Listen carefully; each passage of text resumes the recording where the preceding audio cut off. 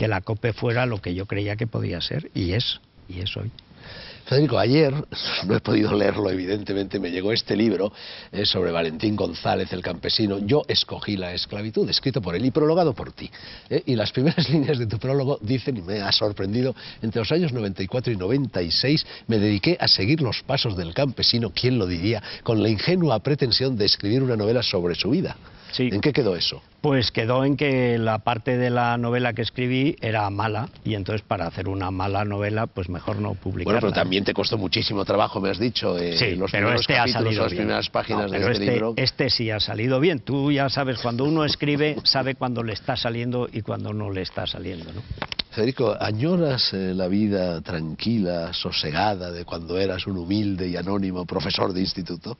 No, porque nunca he sido ni muy humilde ni muy anónimo, y desde luego nada sosegado, ¿no? Porque la Barcelona de los 70 era cualquier cosa menos sosegada, ¿no? Bueno, tú decías antes, y tienes razón, que cuando un libro lleva índice onomástico, lo primero que hace el posible lector es mirar a ver si aparece él. Sí. Bueno, yo en este otro libro, que también salió en la esfera de los libros, que son los chats de la libertad digital, y que se titula Federico Responde, lo primero que hice fue ver el índice onomástico y vi que efectivamente se hablaba de mí. Y se hablaba de mí en la página 231, un oyente te preguntaba, o un lector de Libertad Digital, que qué te parecía Gárgolas y Avidis, que si lo seguías recomendando como en su día lo hiciste, y tú contestas, bueno, dices toda una serie de cosas muy elogiosas, te las agradezco, pero hay una cosa que dices que me ha llamado la atención. Dices, hablando de mí, él, Dragó, tampoco piensa como yo. Te equivocas. Yo pienso como tú en casi todo. En casi. Yo políticamente, ideológicamente, en casi todo pienso como tú. Hombre, es verdad que hay algunas cosas en las que disiento. Por ejemplo, yo soy más ecologizante y tú eres más desarrollista que yo. Sí. Bueno, ahí disentimos. Hay ciertos gustos literarios, ciertas opiniones literarias. ¿A ti te gusta más el Japón y a mí China? Efectivamente, ¿no? A mí me gusta el tercer mundo, la India, a ti esos países te horrorizan. A mí me gusta Saramago y tú le niegas el pan y la sal como escritor.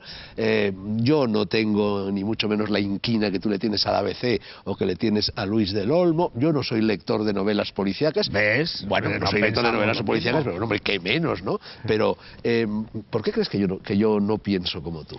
Porque hay cosas en las que no pensamos, por ejemplo... Yo soy tan liberal que liberalizaría hasta el Museo del Prado, es decir, lo privatizaría. Eso yo soy partidario de privatizarlo todo. Yo no. Pero no por una cuestión ideológica. Por una cuestión de pragmática, ¿no? Porque simplemente me he ido dando cuenta de que lo privado funciona mejor y es más barato. Sí, pero con la cantidad de ladrones que hay en España, tú privatizas el Museo del Prado y lo roban.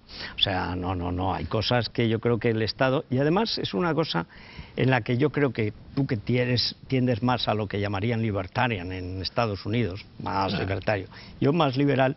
Yo cada día estoy más convencido de que lo fundamental para la libertad es que haya un Estado limitado, pero real, pero eficaz, que garantice el Estado de Derecho y que la ley está por encima de los poderosos. Y cuanto más veo en el mundo, por ejemplo, la decadencia terrible de Iberoamérica y de la propia España, más me convenzo. Es decir, ahí el Estado es fundamental, siempre que esté limitado a lo que tiene que hacer.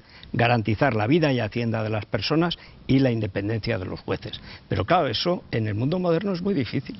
Hablamos de lo libertario en Estados Unidos, eso me obliga a hacerte otra pregunta. Hay dos grandes modelos en el mundo occidental de revolución democrática. Uno es el modelo de la Revolución Americana, anterior en algunos años a la Revolución Francesa. Tocqueville se explayó sobre todo aquello, y bueno, son dos modelos completamente diferentes. La Revolución Americana nace como defensa del individuo frente a la sociedad. La Revolución Francesa nace como defensa de la sociedad frente al individuo. La primera es volteriana, otra, la segunda es rousseauiana, y el resultado del modelo de la Revolución Francesa, el del contrato social, son todos los totalitarismos que han menudeado en Europa a lo largo del siglo XX, cuando en cambio en Estados Unidos, de puertas adentro al menos, nunca ha existido la más mínima tentación totalitaria. Bueno, es que Estados Unidos es un milagro, o sea, un país, el único país que nace como democracia, y además una democracia basada en criterios morales, es sorprendente. O sea, lo de we the people, y además bajo la mirada de Dios, etcétera, bueno, esto es sorprendente. Y eso le da una fibra especial que vio muy bien Tocqueville en la democracia en América. No tenía muchos años de existencia, pero él tenía la experiencia de la Revolución Francesa y de la guillotina y del terror. Y dice, bueno, es que es otro mundo. Y son dos civilizaciones. Es curioso, Federico, porque yo ayer, en una comida en la que había gentes de todo pelaje ideológico, estaba sentado a mi lado una persona muy simpática, por lo demás, de Comisiones Obreras, y a mí delante de ella se me ocurrió decir esto mismo que he dicho ahora, de que yo lo privatizaría todo, de que la línea divisoria entre la derecha y la izquierda en estos momentos es lo público y lo privado. Incluso llegué a decir, que no me escuchen los obispos de la COPE, que privatizaría hasta el Vaticano, y curiosamente el miembro de Comisiones Obreras utilizó el mismo argumento que tú acabas de utilizar ahora, diciendo, sí, tienes razón, pero en un país donde hay tantos sinvergüenzas como en España, un mínimo de cosas públicas son necesarias. ¿Ves cómo todavía ahí con la izquierda decente nos podemos entender? Ahora el Vaticano es privado, ¿eh? Es Sí, de los católicos. No, es verdad que es privado, No, por supuesto digo, que sí. en fin, No era más que una, para que no se una diga gracia. que de vez en cuando no echamos un cuarto a espadas. Bueno, última pregunta, esta de verdad.